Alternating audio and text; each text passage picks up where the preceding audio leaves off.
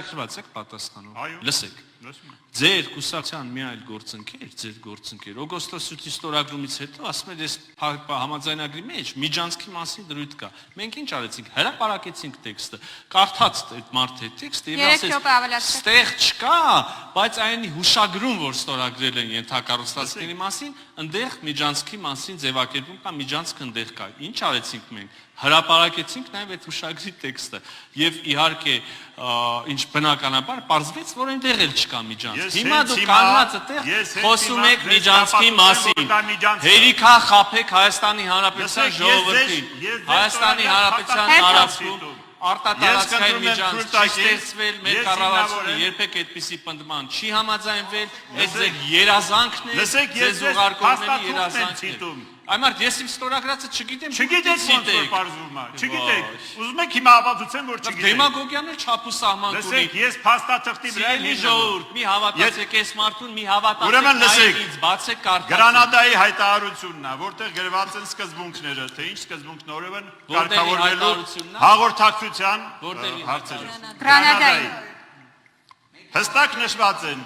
հավասարություն եւ փոխադարձություն։ Գալիս ենք թրիփին։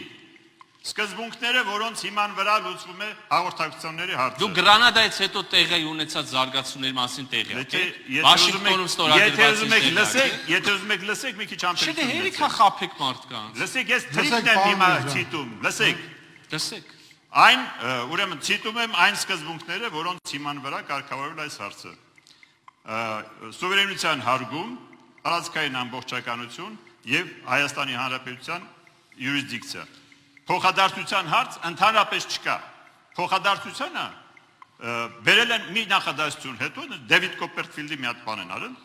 Ասում են, որ փոխարենը ակնկալվում է, որ այս թրիփ ծրագիրը կգեներացնի փոխադարձ օգուտներ Հայաստանի։ Հիմա ձեր կարծիքով ապացուցեցիք, որ դա իհարկե ապացուցեցիք։ Թրիփի Միջանցքը գործում է միայն Հայաստանի տարածքում։ Նախիջևանի տարածքով Հայաստանի քաղաքացիները ճամփորդելու դեպքում չեն օգտվելու իրավունքներից։ Միջանցքը գիտեք որն է ինչի էր մեր համար մերժելի։ Ես ասում եմ դες ինչն է։ Որովհետև բաներ լոբինգ էր արվում մի Միջանցք, մի արտատարածքային Միջանցք, որը բանով ցանկապատերով պետք է առանձնացված լիներ Հայաստանի Հանրապետության մնացած տարածքից